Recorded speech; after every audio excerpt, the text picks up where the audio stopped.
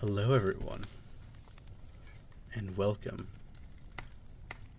Today we're going to be doing a little ASMR reading, since I have this new fancy mic.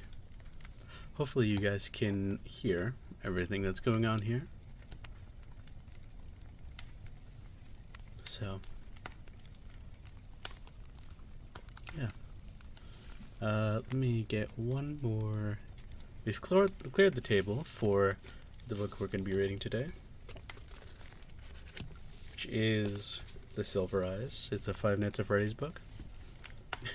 Just because, I don't know, I've had it for so long and I never read it. So yeah. Give me a sec to pull up one more image.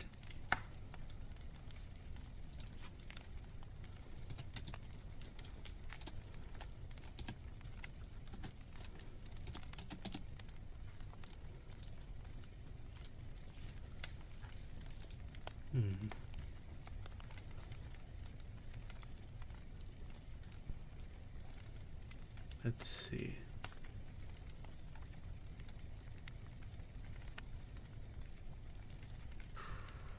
Where is it? There we go.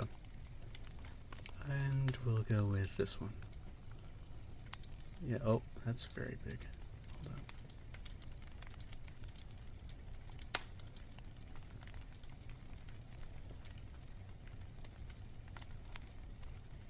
There we go. Make it smaller.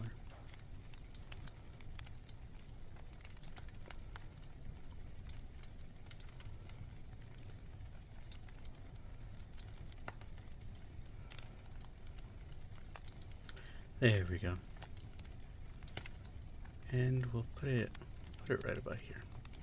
So I can go to this side, and I can go to this side.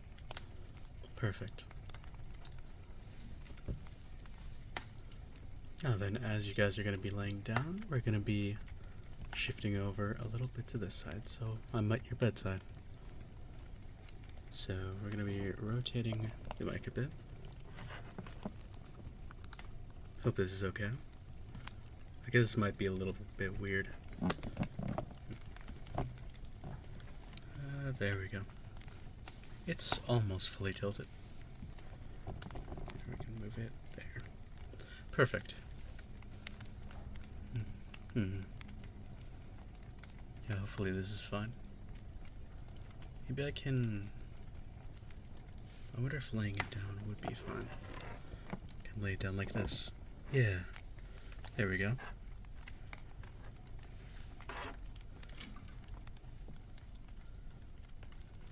There we go. It's like you're laying down. I wonder how that sounds. Oh well. Someone will come into chat and tell me.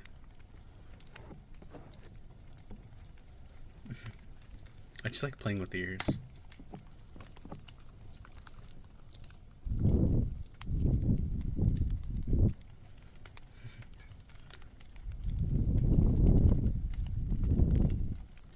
Can you hear that?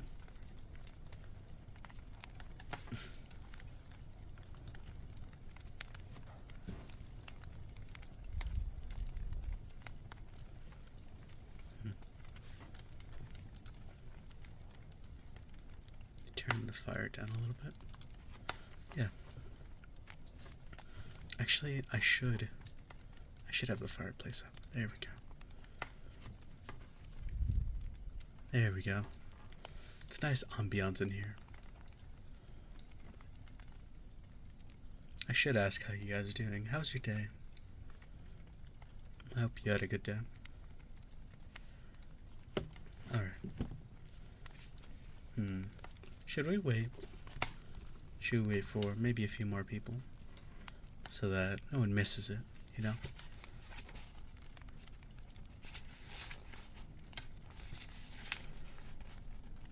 It looks like this book has been waterlogged. Huh. It looks a little damaged.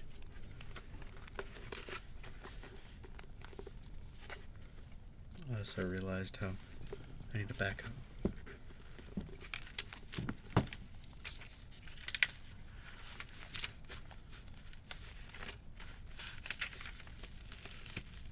There we go.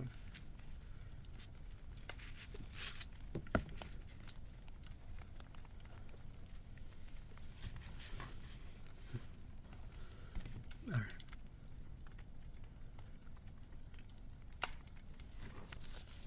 How should we read this? Maybe I'll read it like this.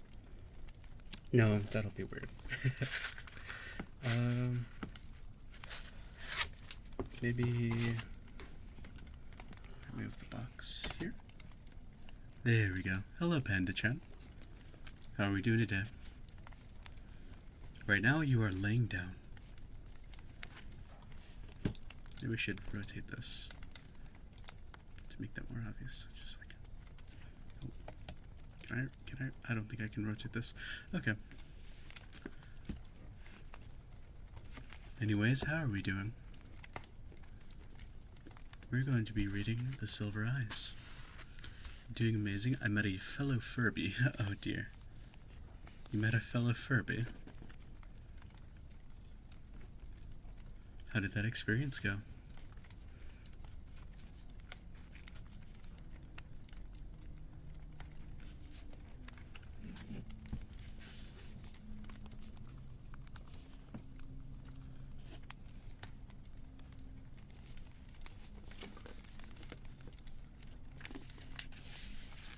Anyway.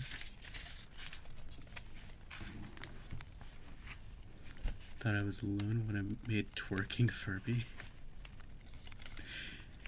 Oh my god.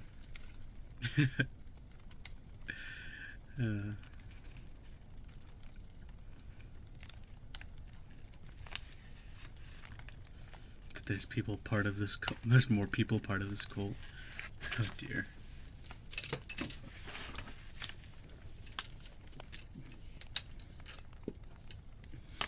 The cult of Furby.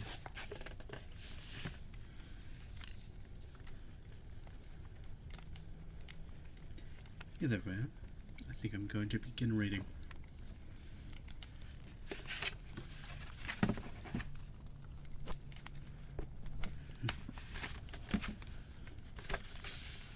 Chapter 1.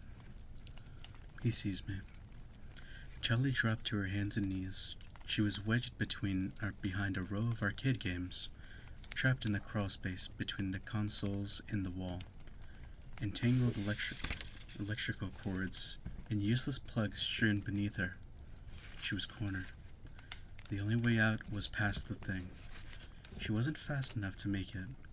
She could see him stalking back and forth, catching flickers of movements through the gaps between the games. There was scarcely enough room to move, but she tried to crawl backwards. Her foot caught on a cord. She stopped, contorting herself to carefully dislodge it. She heard the clash of metal on metal, and the farthest console rocked back against the wall. He hit it again, shattering the display, then attacked the next, crashing against them.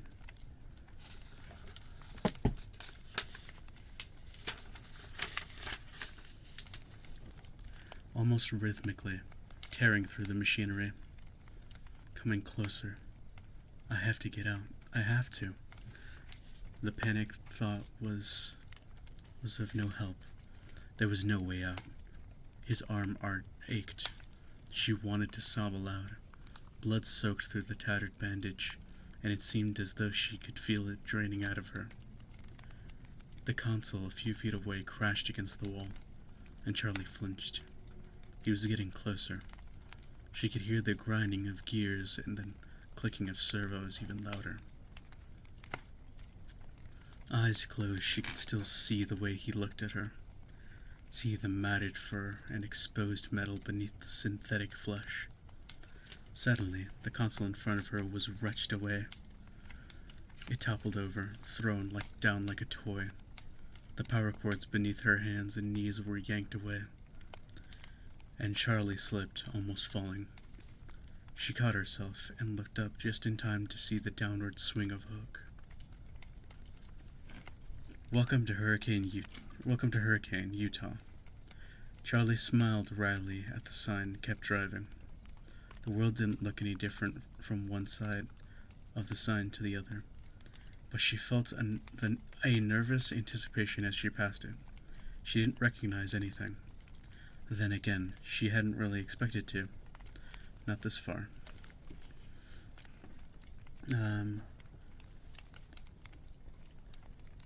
Not this far at the edge of town where it was all highway and empty space. She wondered what the others would look like, who they were now. 10 years ago they had been best friends, and then it happened. Everything ended, at least for Charlie. She hadn't seen any of them since they were 7 years old. They had written all the time as kids, especially Marla, who wrote like she talked, fast and incoherent.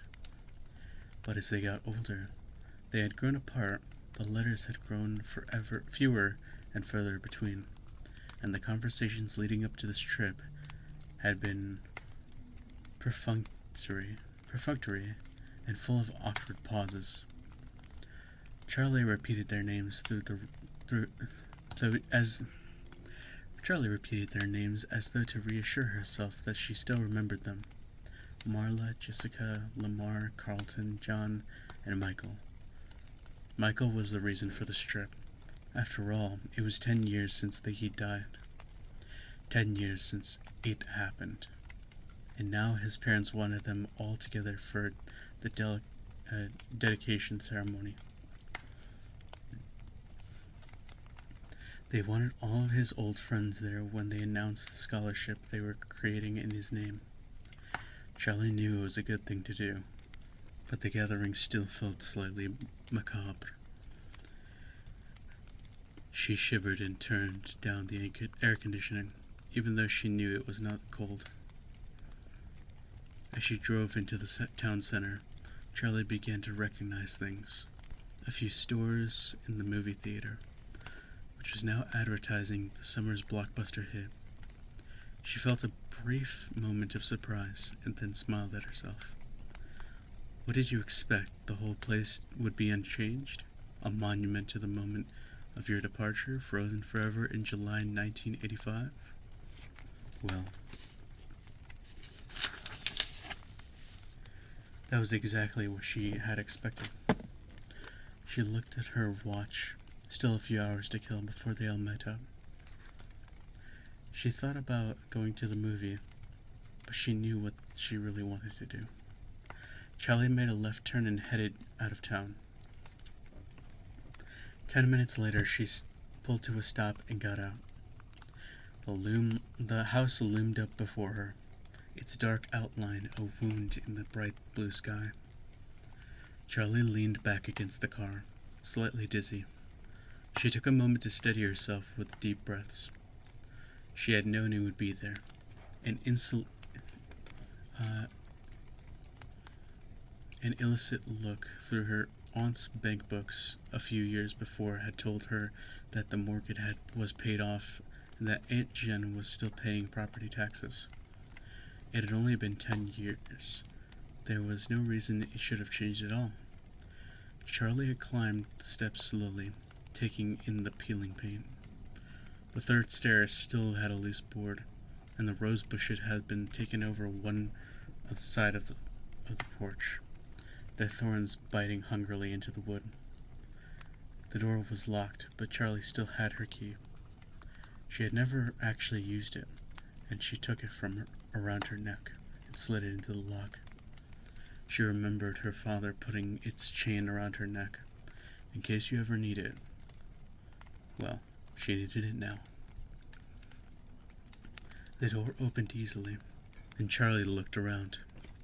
She didn't remember much about the first couple of years here. She had only been 3 years old, and all the memories had faded together in a blur of the child's grief and loss, of not understanding why her mother had to go away, clinging to her father every moment, not trusting in the world around her unless he was there, unless she was holding tightly to him. Burying herself in his flannel shirts and smell of grease and hot metal in him. The stairs stretched straight up in front of her, but she did not move directly to them. Instead, she went into the living room All the furniture was still in place. She had not really noticed it as a child, but the house was a little too large for the furniture they had. Things were spread out too widely in order to fill space. The coffee table was too far from the couch to reach, the easy chair too far across the room to carry on a conversation. There was a dark stain on the wooden floorboards near the center of the room. Charlie stepped around it quickly and went to the kitchen, where the cupboards held only a few pots, pans, and dishes. Charlie had never felt a lack of anything as a child, but it seemed now that the unnecessary enormity of the house was a sort of an apology, the attempt of a man who lost so much to give his daughter what he could. He had always had a way of overdoing whatever he did. The last time she was here, the house had been dark and everything felt wrong. She was carried up the stairs to her bedroom, although she was 7 years old and could have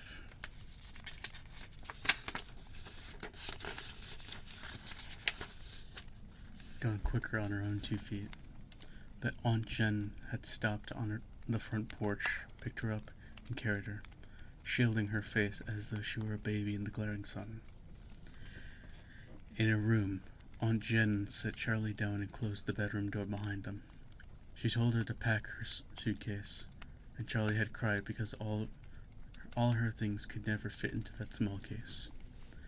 "We can come back for the rest later," Aunt Jen said, her impatience leaking through as Charlie hovered indecisively at her dresser, trying to decide which t-shirts she should bring along. They had never come back for the rest.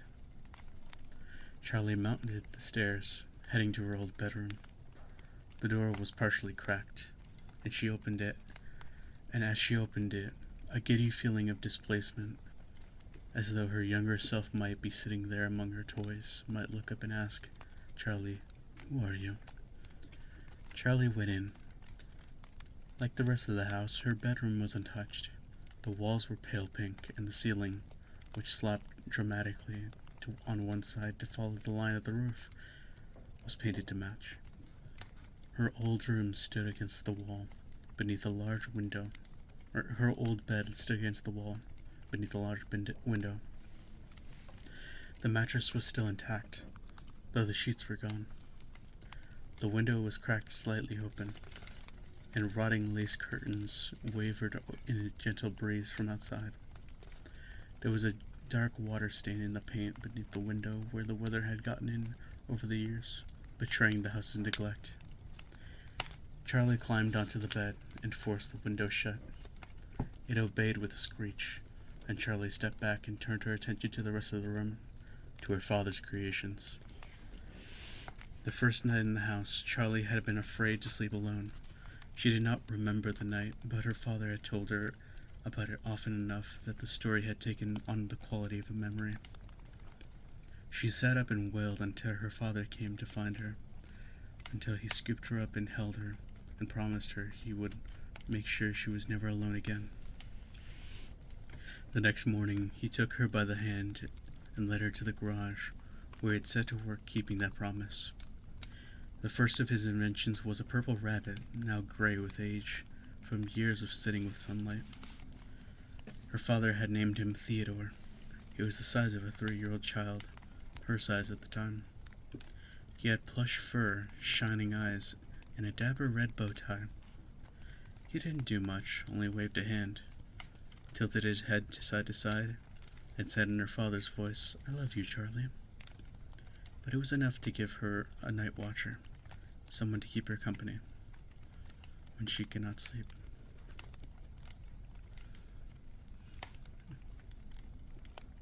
Right now, Theodore sat in the white wicker chair in the far corner of the room. Charlie waved at him, but not activated, he did not wave back. After Theodore and the toys got more complex, some worked and some did not. Some seemed to have permanent glitches, while others simply did not appeal to Charlie's childish imagination. She knew her father took those back to his workshop and recycled them for parts, though she did not like to watch them be dismantled. But the ones that were kept, those she loved, they were here now, looking at her expectantly, smiling, Charlie pushed a button beside her bed. It gave way stiffly, but nothing happened. She pushed it again, holding it longer this time. And this time, across the room, and with a weary creak of metal on metal, the unicorn began to move. The unicorn, Charlie had named him Stanley for some reason she could no longer remember, was made of metal and had been painted glossy white. He trundled around the room on a circular track, bobbing his head stiffly up and down. The track squealed as Stanley rounded the corner and came to a stop beside the bed. Charlie knelt beside him on the floor and patted his flank. His glossy paint was chipped and peeling, and his face had given over to rust. His eyes were lively, gazing out of decay. "You need a new coat of paint, Stanley," Charlie said. The unicorn stared ahead, unresponsive. At the foot of the bed there was a wheel, made of patched-together metal. It had always reminded her of something she might find on a submarine. Charlie turned it. It stuck for a moment, then gave way, rotating as it always did. Across the room, the smallest closet door swung open. Out sailed Ella on her trek, a child-sized doll bearing a teacup and saucer in her tiny hands like an offering. Ella's plaid dress was still crisp, and her patent leather shoes still shone. Perhaps the closet had protected her from the damage of the damp. Charlie had an identical outfit, back when she and Ella were the same height. "Hi, Ella," she said softly. As the wheel unwound, Ella retreated to her closet once again, the door closing behind her. Charlie followed her. The closets had been built to align with the slant of the ceiling. There were 3 of them. Ella lived in the short one, which is about 3.5 feet tall. Next to it was one a foot or so taller, and a third, closest to the bedroom door, was the same height as the rest of the room. She smiled, remembering. "Why do you have 3 closets?" John demanded the first time he came over. She looked at him blankly, confused by the question. "'Cause that's how many there are," she said finally. She pointed defensively at the littlest one. "That's Ella's anyway," she added. John nodded, satisfied. Charlie shook her head and opened the door to the middle closet, or tried to. The knob stopped with a jolt. It was locked. She rattled it a few times, but gave up without much conviction. She stayed crouched low to the floor and glanced up the tallest closet. Her big girl closet she would someday grow into. "You won't need it until you're bigger," her father would say. But the day never came. The door now hung open slightly, but Charlie didn't disturb it. It hadn't opened for her. It had only given way to time. As she moved to stand, she noticed something shiny, half hidden under the rim of the locked middle door. She leaned forward to pick it up. It looked like a broken-off piece of a circuit board. She smiled slightly. Nuts, bolts, scraps, and parts had turned up all over the place. Once upon a time, her father always had stray parts in his pockets. He would carry around something he was working on, set it down, and forget where it was. Or worse, put something aside for safekeeping, never to be seen again. Thank you. T for short. Let's see. There was also a strand of her hair clinging to it. She unwound it carefully from the tiny lip of metal it was stuck on. Finally, as though she had been putting it off, Charlie crossed the room and picked up Theodore. His back had not faded in the sun like the front of his body, and it was the same rich, dark purple as she remembered. She pressed the button on the base of his neck, but he remained lifeless. His fur was threadbare, one ear hanging loose by a single rotting thread, and through the hole she could see the green plastic of his circuit board. Charlie held her breath, listening fearfully for something. "Aioli," the rabbit said, with a barely audible halting noise, and Charlie set him back down, her face hot and her chest pinched tight. She had not really expected to hear her father's voice again. I love you too. Charlie looked around the room. When she was a child, it had been her own magical world. She was possessive of it. Only a few chosen friends were ever even allowed to see the inside.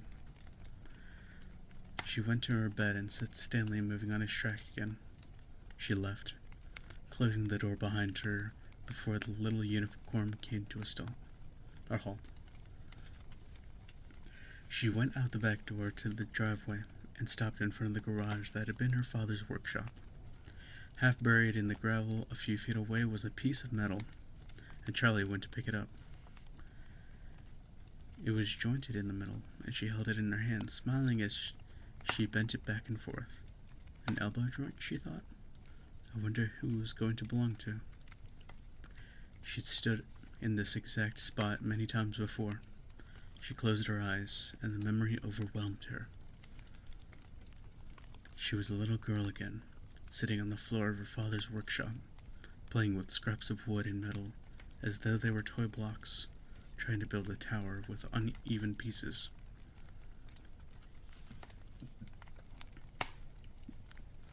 The shop was hot, and she was sweaty, grime sticking to her legs as she sat in her shorts and sneakers. She could almost smell the sharp metallic odor of the soldering iron. Her father was nearby, never out of sight, working on Stanley the unicorn. Stanley's face was still unfinished, one side white and shining and friendly, and with a gleaming brown eye that seemed almost to see. The other half of the toy's face was all exposed. Circuit boards and metal parts. Charlie's father looked at her and smiled.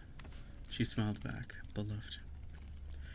In a darkened corner behind her father, barely visible, hung a jumble of metal limbs, a twisted skeleton with burning silver eyes. Every once in a while, it gave an uncanny twitch. Charlie tried never to look at it. But as her father worked, as she played with her makeshift toys, her eye was drawn back to it again and again. The limbs contorted, seemed almost mocking the thing as a ghastly gesture, and yet there was something about it that suggested enormous pain. "Daddy?" Charlie said, and her father did not look up from his work. "Daddy?" she said again, more urgently. This time, he turned to her slowly, as though not fully present in the world. "What do you need, sweetie?" She pointed at the metal skeleton. "Does it hurt?" She wanted to ask the question, but when she looked in her father's eyes, she found she could not. She shook her head. "Nothing." He nodded at her with an absent smile and went back to his work. Behind him, the creature gave another awful twitch, and its eyes still burned. Charlie shivered and drew herself back into the present. She glanced behind her, feeling exposed. She looked down, and her gaze found three widely spaced grooves in the ground. She knelt, thoughtful, and ran her finger over one of them. The gravel was scattered away, the marks worn heavily into the dirt. A camera tripod of some sort? It was the first unfamiliar thing she'd seen. The door to the workshop was cracked open slightly, inviting, but she felt no desire to go inside. Quickly, she headed back to her car, but she stopped as soon as she settled into the driver's seat. Her keys were gone, having probably fallen out of her pocket somewhere in the house. She retraced her steps, merely glancing into the living room and kitchen before heading up to her bedroom. The keys were on the wicker chair, beside Theodore the rabbit. She picked them up and jangled them for a moment, not quite ready to leave the room behind. She sat down on the bed. Stanley the unicorn had stopped beside the bed as he always did, and as she sat, she patted him absently on the head. It had grown dark while she was outside. The room was now cast in shadows. Somehow, without the bright sunlight, the toy's flaws and deterioration were thrown into sharp relief. Theodore's eyes no longer shone, and his thin fur and hanging ear made him look sickly vagabond.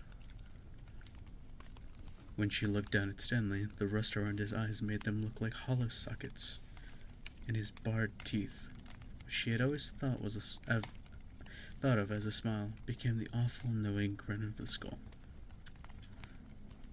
Charlie stood up, careful not to touch him, hurried to the door, but a foot caught on the wheel beside the bed.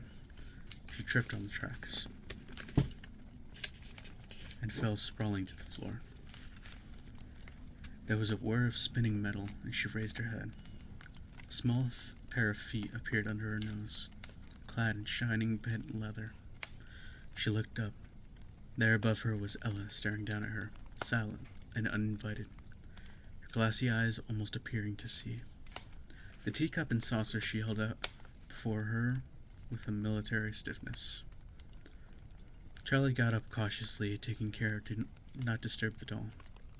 She left the room, stepping carefully to avoid accidentally activating any other toys. As Charlie went, Ella retreated to her closet, almost matching her pace. Charlie hurried down the stairs, seized by an urgency to get away. In the car, she fumbled the key 3 times before sliding into place. She backed too fast down the driveway, running recklessly over the grass in front of the front yard, and sped away. After about a mile, Charlie pulled over on the shoulder and turned the car off, staring straight ahead through the windshield, her eyes focused on nothing. She forced herself to breathe slowly. She reached up and adjusted the rearview mirror so she could see herself. She always expected to see pain and anger and sorrow written on her face, but they were never there. Her cheeks were pink, and her round face looked almost cheerful, like always. Her first weeks living with Aunt Jen, she heard the same things over and over and over. When Aunt Jen introduced her. What a pretty child. What a happy-looking child she is. Charlie always looked like she was about to smile, her brown eyes wide and sparkling, her thin mouth ready to curve up, even though she wanted to sob. The incongruity was a mild betrayal. She ran her fingers through the light brown hair, as though she would magically fix its slight frizziness and put the mirror back into position. She turned the car back on and searched for a radio station, hoping music might fully bring her back to reality. She flipped from station to station, not really hearing what any of them were playing, and finally settled on an AM broadcast with a host who seemed to be yelling condescendingly at his audience. She had no idea what he was talking about, but the brash and annoying sound was enough to jar her back into the present. Sounds like my stream.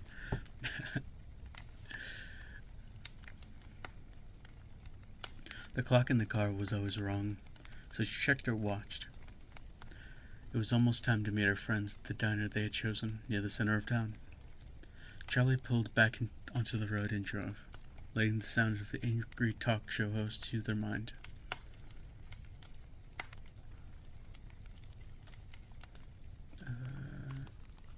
When she reached the restaurant, Charlie pulled into the lot and stopped, but she did not park. The front of the diner had a long picture window all across it, and she could see right inside. Though she had not seen them for years, it took her only a moment to spot her friends through the glass. Jessica was the easiest to pick out of the crowd. She always enclosed pictures with their letters, and right now she looked exactly like our last photo. Even seated, she was clearly taller than either of the boys, very thin.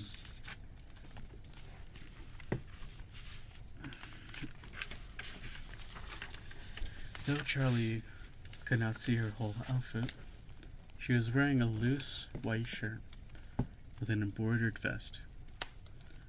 She had a brimmed hat perched on her glossy, shoulder-length brown hair, and with an enormous flower threatening to tip off her head, she was gesturing excitedly about something as she spoke. me see.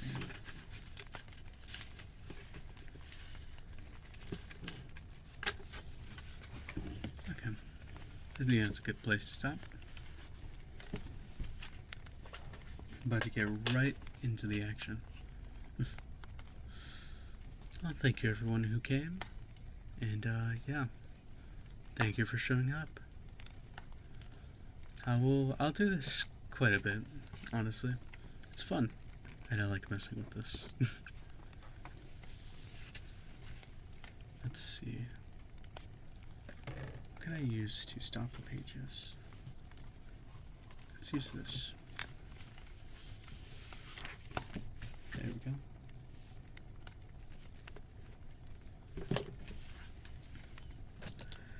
Let me set the mic back up.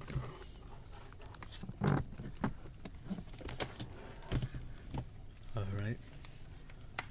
Thank you everyone who came. And I will see you guys next time.